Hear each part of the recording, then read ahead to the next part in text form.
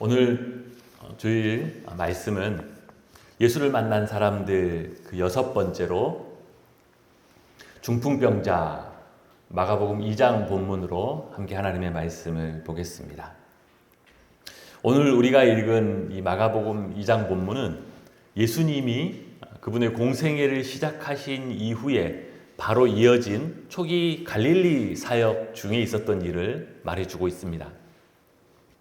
예수님은 육신을 입고 이 땅에 오셔서 처음 30년 동안에는 자신을 드러내지 않으시고 갈릴리 나사렛에서 목수의 아들로 평범한 일상을 사셨습니다. 그러나 이제 30세쯤 되셔서 때가 되어서 세례 요한에게 세례를 받으시고 광야의 40일간의 시험을 이기시고 나서 이제 하나님의 아들로서 보냄받은 메시아로서 3년의 공생애를 시작하셨습니다.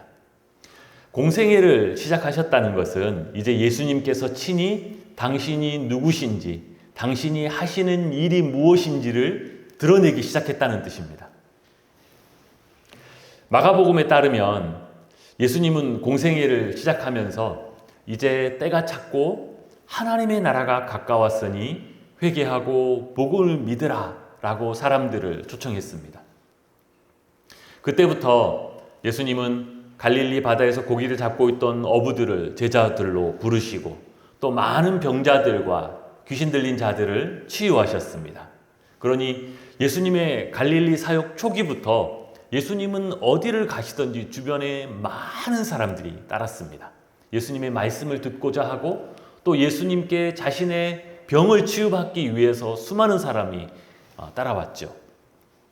오늘 본문은 그런 상황을 배경으로 하고 있습니다.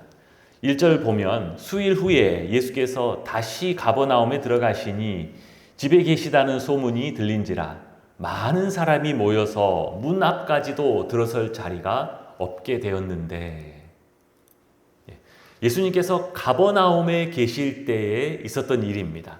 우리 가버나움 지도를 우리 잠깐 한번 보면요, 예수님의 사역에 있어서 예수님의 마지막 십자가를 지시기 전에 마지막 예루살렘 사역의 중심지는 예루살렘 동편에 있는 베다니였습니다. 즉 베다니에서 예루살렘을 계속 오가면서 마치 낮 시간은 예루살렘에서 보내시고 일과를 마치면 다시 베다니로 돌아가서 저녁을 보내시고 또다시 예루살렘으로 오시고, 예루살렘 동편에 기드론 골짜기를 지나서 감람산을 넘어가면 있는 베다니가 예수님의 예루살렘 사역의 베이스 캠프였다라고 하면, 초기 갈릴리 사역의 베이스 캠프는 이 가버나움이었습니다. 가버나움은 지도에서 보시는 것처럼 갈릴리 호수 북쪽에 있는 성읍인데요, 예수님의 자란 고향은 갈릴리 나사렛이었습니다. 그러니까 갈릴리 호수에서 동쪽으로 좀 거리가 떨어져 있죠. 그러나 예수님은 고향에서는 환영받지 못하셨고 실제로 메시아로서 공생애를 시작하면서는 이 가버나움을 중심으로 활동하셨는데, 초기에 예수님께서 제자로 부르신 대부분의 제자들의 고향이 가버나움이고 또 벳세다였습니다. 예수님은 가버나움을 중심으로 여러 지역을 다니셨고 또 동시에 가버나움에서 오래 머무시고 또 다양한 사역들을 하셨습니다. 오늘도 이 가버나움의 한 집에서 가르치고 계실 때 이미 예수님께 대한 소문으로 정말 많은 사람들이 집 안에 또 집 출입문에 심지어 마당에까지 발디딜 틈이 없었습니다. 그때 4사람이 한 중풍병자를 들것에 실어서 메고 왔습니다. 아마 4기퉁이 한 사람씩 해서 4친구들이 이렇게 메고 왔는데요, 왜 메고 왔을까요? 스스로 움직일 수 없었기 때문이지요. 중풍병자는 몸이 마비되고 또 심해질수록 몸의 기능의 여러 부분에 장애가 생기는 질병이지요. 그러니 중풍병이 심해지면 스스로 움직이거나 스스로 걸을 수 없게 됩니다. 즉 스스로의 힘으로는 주님 앞에 나올 수 없게 되죠. 질병과 고통과 또 인생의 여러 고난의 어려움이 있어도 자기 스스로 하나님 앞에, 주님 앞에 나올 수 있다면 내가 그래도 미약하지만 조금이라도 뭔가 들은 게 있고 조금이라도 뭔가 믿음이 있고 소망이 있다면, 내가 기도를 시작할 수 있다면 뭔가 희망이 있지요. 그런데 몸에 중대한 질병이 있는데 또 인생에 자기가 해결할 수 없는 큰 고난의 문제에 맞닥뜨렸는데, 그래서 자신의 정상적인 삶이 다 망가졌는데도 불구하고 스스로는, 자기 힘으로는 예수님 앞으로 나올 수 있는 여지가 전혀 없다면, 그런 능력이 자기에게는 전혀 없다면 그야말로 절망적인 상황이지요. 누가복음 15장에는 잃어버린 것들을 찾으시는 하나님에 대한 비유가 3개가 나오죠. 거기에는 3가지 잃어버린 것들이 있습니다. 잃어버린 동전, 즉 잃어버린 드라크마와 잃어버린 양, 그리고 잃어버린 아들, 이렇게 3가지 잃어버린 것이 나옵니다. 그리고 그 잃어버린 것들을 찾으시고 기뻐하시고 잔치하시는 하나님의 모습이 비유되어 있지요. 그런데 이 3가지 잃어버린 것들 중에서 가장 불쌍하고 가장 연약한 존재는 잃어버린 드라크마입니다. 왜 그럴까요? 스스로 움직일 수 없기 때문입니다. 양도 어리석고 앞을 제대로 내다볼 수 없긴 하지만 스스로 움직일 수는 있잖아요. 헤매다가 어쩌다가 바른 길로 들어설 수도 있을 거 아니에요. 뭔가 울 수도 있고, 잃어버린 아들도 자기 생각과 자기 의지와 자기가 움직일 수 있잖아요. 그러나 잃어버린 이 드라크마는 스스로 하나님 앞에 나올 수 있는 가능성이 전혀 없습니다. 누군가 발견해내지 않으면, 누군가 그 어둠 속에서 발견하고 끄집어내지 않으면 소망이 없는 존재, 그것이 이 잃어버린 드라크마의 존재죠. 그런 관점에서 오늘 본문에 등장하는 이 중풍병자는 스스로 움직일 수 없고 스스로 걸을 수 없는, 즉 이 잃어버린 드라크마와 같다고 할 수 있죠. 누군가가 끄집어내야 합니다. 누군가가 발견해야 하고 누군가가 그 사람을 주님 앞으로 데리고 가야 하는 것이죠. 그런 상황에서 이 중풍병자의 친구들이 그의 마지막 희망이 되어 주었습니다.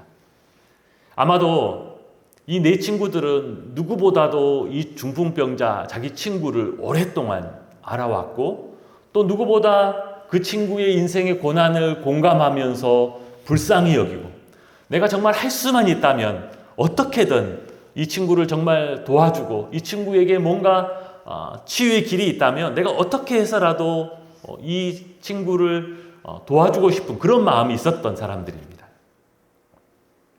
그런데 예수님이 계신 곳까지 이 친구들이 마음을 합해서 메고는 왔는데 사람들이 너무 많아서 그 중풍병자를 예수님 앞으로 데려갈 수가 없었습니다.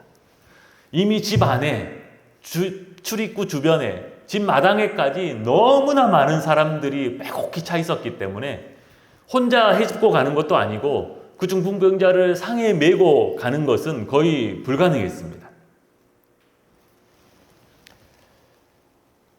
그러면 한두 번 시도하다가, 한두 번 막 해집고 가려고 하고 소리도 질러보고 뭔가 해보려 하다가 안 되면 돌아가야지. 어떡하겠어요. 우리가 어떻게든 해보려고 그랬는데 도저히 안 되겠다. 오늘은 가자. 오늘은 때가 아닌가 보다. 형편이 그런 형편이 아니야. 뭔가 해볼 수 있지 않아. 우리 말고도 예수님을 찾고 예수님께 목매는 사람이 너무 많아서 우리는 오늘 못하겠어 라고 다음에 오든지 포기하든지. 그런데 이 친구들은 보통 친구들이 아니었습니다. 다음 기회는 없다라는 이런 심정으로 정말 자신들이 할 수 있는 최선으로, 자신들이 할 수 있는 또 다른 것이 없는가라고 너무도 과감하게 행동하기 시작했습니다.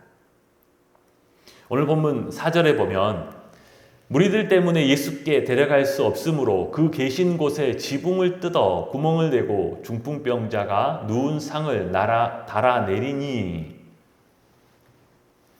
지붕을 뜯어서 위에서 중풍병자를 달아내렸다. 지붕을 뜯는다. 지금 우리의 이 주거 환경에서는 생각할 수 없는 거죠. 왜냐하면 지붕은 철근 콘크리트거든요. 이거를 뚫을 수도 없을 뿐만 아니라 불가능하죠. 그러나 당시 이스라엘의 가난한 사람들, 서민들의 가옥 구조는 그렇게 튼튼하지 않았습니다. 특별히 이 지붕은 평평하고 또 외부로 올라갈 수 있는 계단이 있었습니다. 서민들의 집들은 지붕이래 봐야 크게 힘을 받을 수 있는 굵은 목재를 몇 개 대고 그 위에 또 다른 목재나 널판들을 대고 그 위에 건불 같은 것들을 덮어놓은 정도, 그 정도였습니다. 그렇기 때문에 그것들을 걷어내고 널판을 걷어내고 나면 밑에 통할 수 있었다는 것이죠. 무엇이 이들로 하여금 이렇게까지 행동하게 했을까요? 몇 번 들어가려고 애쓰다가 안 되면 어쩔 수 없지. 사람이 이렇게 많은데 중풍병자 입장에서도 아이고 친구들아 고맙다. 이 정도 해준 것만도 고맙다. 여기까지 또 이 사람들 해치고 가보려고 그 정도 애를 썼으면 마음이라도 고맙다. 그럴 만한 상황이지요. 그런데 이 친구들은 어떤 것 때문에 이렇게까지 행동할 수 있었을까요? 먼저는 이 중풍병자와 연결된 그들의 사랑이었습니다. 대충 적당히 호의를 베풀고 어느 선에서 이만하면 됐다라고 물러나는 그런 마음이 아니었다는 것이죠. 그들은 중풍병자의 비극을, 그의 망가진 인생을, 그의 슬픔을, 그의 가정 형편을 공감하고 있었고 그 고통을 함께 느끼고 있었습니다. 이것이 사랑의 첫 번째 모습이죠. 공감하는 것. 그의 고통, 그의 슬픔, 그의 가정 형편이 남의 이야기가 아닌 것이죠. 마치 내 이야기인 것처럼 그것이 나에게 전해지고 남의 일이 아니기 때문에 적당히 할 수가 없는 거예요. 열이 펄펄 나는 아이를 안고 밤에 급하게 집 앞에 병원에 뛰어갔습니다. 그 아이를 안고 막 뛰어갔더니 병원 의사가 하는 말이 퇴근 시간 벌써 지났어요. 이미 컴퓨터도 다 껐고 우리 옷도 다 갈아입었고 막 나가는 참이에요. 내일 오세요. 그러면 죄송합니다. 벌써 퇴근 시간이 지났네요. 그러면서 돌아갈 부모가 어디 있겠습니까? 왜요? 남의 일인가요? 내 자식 일이잖아요. 그 상황에서 물러날 사람이 어디 있겠습니까? 퇴근 시간이 중요합니까 지금? 애가 열이 펄펄 끓는데 이 애를 지금 돌아가라고 하는 게 말이 됩니까? 의사가 눈앞에 있는데 거기서 어떻게 물러나겠어요? 할 수만 있다면 멱살이라도 잡고 보라고 그러지 않겠습니까? 남의 일이 아니죠. 내가 사랑하는 내 자녀의 그 펄펄 끓는 열과 그 고통이 나와 구별된 다른 사람의 고통이 아니라 내 고통이거든요. 한마디로 이 친구들은 이 중풍병자의 일이 남의 일이 아니었던 것이죠. 두 번째로 그들이 이렇게까지 행동할 수 있었던 것은 그들이 가지고 있던 예수님을 향한 믿음이었습니다. 아무리 공감하고 아무리 사랑으로 뭔가를 해보려고 해도 예수님에 대한 믿음이 없었다라면 이렇게까지 행동하지 못했을 것입니다. 다른 방법을 찾았겠죠. 뭔가 자기들의 소유를 틀어서 도와주거나 다른 유명한 의사에게 데려가거나 할 수 있겠지만 오늘 이렇게 지붕을 뚫고서까지라도 자기 친구를 예수님 앞으로 인도할 수 있었던 것은 이 친구를 예수님 앞으로만 데리고 간다면 예수님께서 고치실 것이다. 그분은 고쳐주실 것이다 라는 믿음이 있었기 때문이었습니다. 고통당하는 친구를 향한 사랑과 또 예수님에 대한 이 믿음이 그 친구들로 하여금 오늘 이런 행동을 할 수 있게 만든 것이죠.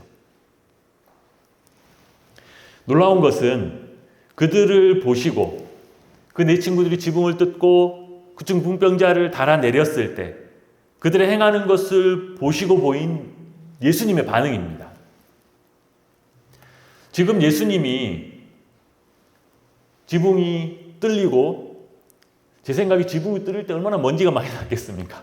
막 푹 건물이 날리고 먼지가 푹한데 이게 도대체 무슨 일인가? 하늘에서 뭐가 내려오는데 중풍병자가 내려오고 그 중풍병자를 내리고 있는 네 친구들이 그 터진 하늘로 보입니다.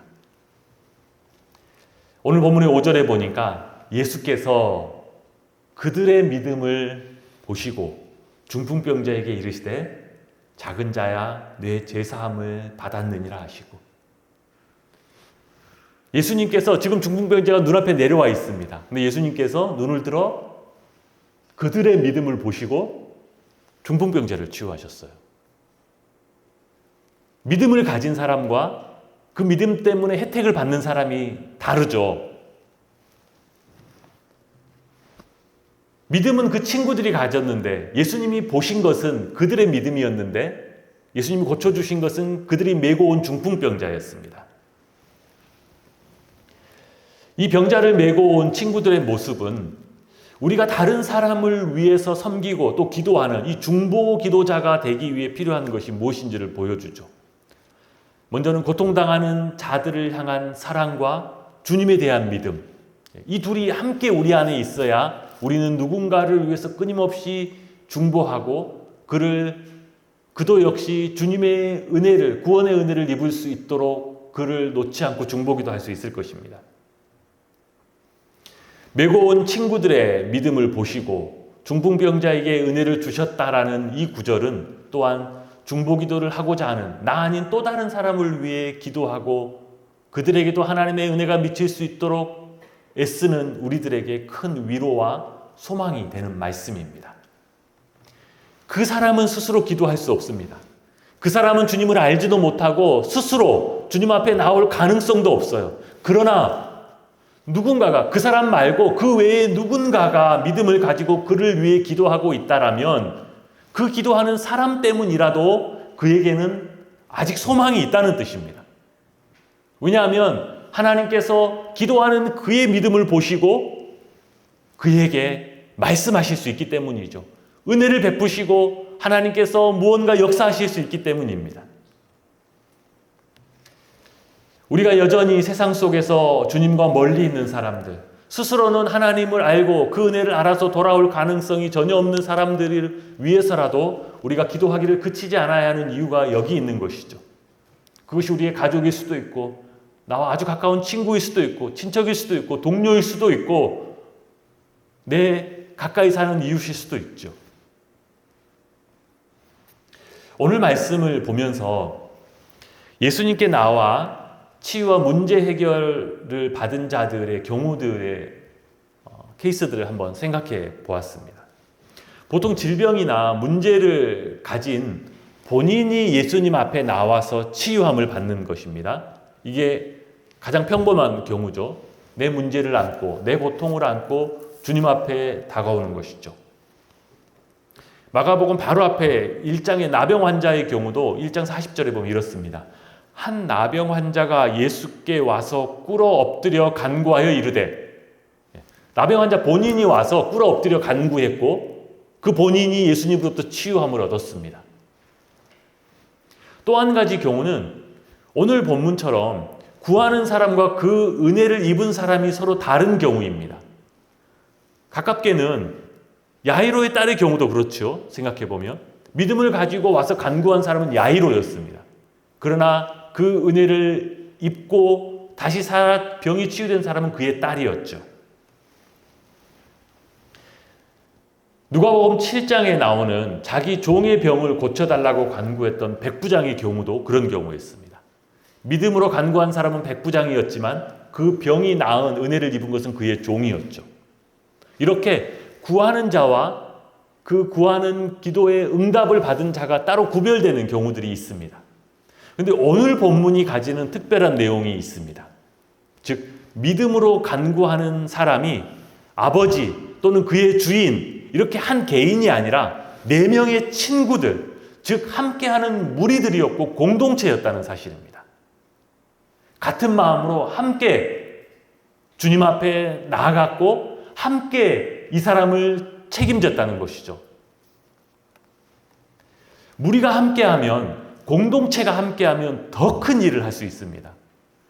먼저는 작고 연약한 힘이라도 모을 수 있기 때문이죠. 우리가 서로 격려하고 같이 해봅시다 라고 연약하지만 힘을 모을 수 있기 때문에도 큰 일을 할 수 있긴 하지만 더 중요한 것은 두세 사람이 내 이름으로 모인 그곳에 나도 그들 중에 있겠다라고 하신 주님의 약속 때문입니다. 그러니 믿음을 가진 사람들이 함께 한 마음으로 모여서 기도하면 그들의 능력을 합한 것보다 더 큰 일, 더 큰 역사들을 이루어낼 수 있게 된 것이죠. 내가 기도하면, 우리가 함께 기도하면, 우리 포도원이 함께 기도하면, 우리 교회가 함께 기도하면 아무리 절망적인 상황이라 할지라도 또 우리의 형편이 아무리 어렵고 우리가 힘이라고 모아봐야 아무리 연약하다 할지라도 주님은 우리 가운데 거하시고 우리가 한 마음으로 기도할 때 더 크고 놀라운 일들을 이루실 줄 믿습니다. 창세기 전반부에서 가장 큰 사건 중에 하나가 사람의 죄악에 관영함으로 이 세상의 사람들의 살인과 폭력 모든 불의가 차고 넘침으로 하나님께서 노아의 홍수를 통해서 온 세상을 심판하고 생명을 멸하신 사건입니다. 땅에 있는 모든 생명을 멸하셨던 이 노아의 홍수 사건은 성경 전체의 역사에서 최후의 심판을 빼고는 다시 없는 그런 중대한 사건이었고 그만큼 큰 사건이었죠. 그러면 이 노아의 홍수 심판이 어떻게 시작되었는가? 그것을 설명하는 대목이 창세기 6장에 등장합니다. 이미 세상은 죄악으로 차고 넘치고 있습니다. 그럼에도 하나님은 그 세상을 심판하지 않으시고 여전히 믿음을 가지고 하나님 앞에 살아가는 그 땅의 의인들, 셋 계열의 하나님의 아들들이 있었기 때문에 하나님은 이 세상을 계속 인내하시고 지켜보고 계셨습니다. 그런데 어느 순간 그 하나님의 아들들마저 사람의 딸들을 보고 이 세상에 속한 욕망과 죄를 보고 그것들과 하나가 되어서 세상 속으로 가버렸는데, 그래서 더 이상 하나님께서 심판을 참고 연기할 이유가 사라져 버렸을 때 바로 그때 홍수가 시작되었습니다. 그때 심판이 시작되었어요. 그 일이 있고 믿음을 가지고 기도하고 그 땅을 의의 사람으로 살았던 그 하나님의 아들들이 세상으로 가버린 이후에 하나님은 노아에게 방주를 만들라라는 명령을 하십니다. 여러분, 세상은 악인이 많아서 망하는 것이 아닙니다. 하나님의 심판은 죄가 많아서 임하는 것이 아니에요. 하나님의 백성이 기도하기를 그칠 때, 더 이상 아무도 그를 위해 부르짖고 하나님 앞에 기도하는 사람이 없을 때, 그때 시작되는 것입니다. 하나님의 백성들마저 의와 믿음의 자리를 버리고 기도의 자리를 떠나 세상으로 가버릴 때, 그래서 이제는 더 이상 하나님께서 심판을 참고 연기할 마지막 이유마저 없어져 버렸을 때, 그때 하나님의 심판이 시작됩니다. 그러니 이 세상은 실상 하나님의 백성들, 기도하는 사람들이 지키고 있는 것입니다. 세상의 유력한 자들, 권력을 가진 자들, 명성이 있는 자들이 이 세상을 주도하고 지키는 것 같지만 하나님 앞에서는 그렇지 않아요. 하나님 앞에서 이 죄악된 세상을 지키고 버티고 있는 사람들은 하나님 앞에 믿음으로 서 있고 기도하는 사람들입니다. 세상이 왜 아직도 하루하루가 계속되는가? 하나님의 사람들 때문이죠. 우리 옆 사람에게 이렇게 한번 이야기해 보겠습니다. 우리가 기도하고 있으면 아직 끝은 아닙니다. 우리 옆 사람과 한번 그렇게 얘기해 보겠습니다. 우리가 기도하면 끝이 아닙니다. 예. 어떤 사람이건 어떤 공동체건 또는 어떤 형편이건 우리가 기도하고 있으면 끝은 아닌 거예요. 그러니 우리가 오늘 본문에 나오는 그 친구들처럼 우리가 함께 떠매고 갑시다. 이 죄악 많은 세상도 우리가 떠매고 가고 우리 안에 있는 연약한 분들, 고통당하는 분들 우리가 함께 기도하면서 떠매고 갑시다. 포도원에서 같이 기도하고 기관에서 부서에서 같이 기도하고 함께 모여서 교회가 함께 기도하면 아무리 어려운 상황, 아무리 하나님으로부터 멀리 떠나 있는 사람, 아무리 절망적인 상황도 끝은 아닙니다. 오늘 예수님은 그렇게 중풍병자를 메고 온 그 친구들의 믿음을 보시고 그 병자에게 은혜를 베풀어 주셨습니다. 그런데 문제는 예수님께서 치유하시면서 그에게 하셨던 말씀이에요. 5절에 보면 예수께서 그들의 믿음을 보시고 중풍병자에게 이르시되 작은 자야 내 죄사함을 받았느니라 하시니. 이 말은 굉장히 위험한 발언이었습니다. 당장 그 예수님의 말을 들은 서기관들의 반응이 7절인데요. 이 사람이 어찌 이렇게 말하는가? 신성모독이로다. 오직 하나님 한 분 외에는 누가 능히 죄를 사하겠느냐? 여러분, 레위기 27장 말씀에 의하면 하나님의 이름을 모독하는 죄, 이 신성모독의 죄는 현장에서 두세 사람의 증인만 있으면 돌로 쳐 죽일 수 있는 그런 중대한 범죄이죠. 가뜩이나 유대 지도자들, 서기관들은 예수님을 못마땅하게 여기고 있는데, 그리고 그들이 가지고 있는 그들의 그 율법의 지식에 의하면 병을 고칠 수 있습니다. 심지어 죽은 자도 살릴 수 있어요. 그러나 죄를 사한다는 말은 완전히 차원이 다른 문제입니다. 그런데 지금 이제 갓 30살이 된 한 젊은 랍비가 그 중풍병자 앞에서 사람들이 그렇게 많은 데서 내 죄사함을 받았느니라라고 선포해버렸습니다. 예수님께서 그들의 생각을 아시고 9절에 보면 중풍병자에게 내 죄사함을 받았느니라 하는 말과 일어나 내 상을 가지고 걸어가라 하는 말 중에 어느 것이 쉽겠느냐? 그들에게 물으셨습니다. 그래, 너희들 생각에 병을 고치는 것과 죄사함을 받았느니라라고 말하는 것이 어느 것이 쉽겠느냐? 처음에 이 예수님 말씀을 들으면 좀 헷갈립니다. 진짜 뭐가 더 어렵고 뭐가 더 쉽지? 언뜻 생각하면 병을 고치는 게 훨씬 어려울 것 같아요. 왜냐하면 죄사함을 받았느니라는 거는 말만 하면 끝이잖아요. 뭐 받았는지 안 받았는지 겉으로 보이는 것도 아니고. 그런데 병자에게 내 상을 가지고 일어나 걸어가라 했는데 병자가 아직도 계속 누워있고 병이 하나도 안 고쳐지면 그 많은 사람들 앞에서 이게 무슨 창피해요? 우리 생각에는 그럴 수 있어요. 그러나 이 질문을 받은 유대인들의 입장에서 이건 질문거리도 아니었습니다. 간혹 능력 있는 선지자나 하나님의 종들이 병을 고칠 수 있었어요. 그러나 그 누구도 내 죄사함을 받았느니라 이런 거는 입에 담지도 못했고 누구도 말할 수도 없는 오직 하나님께만 속한 것이었습니다.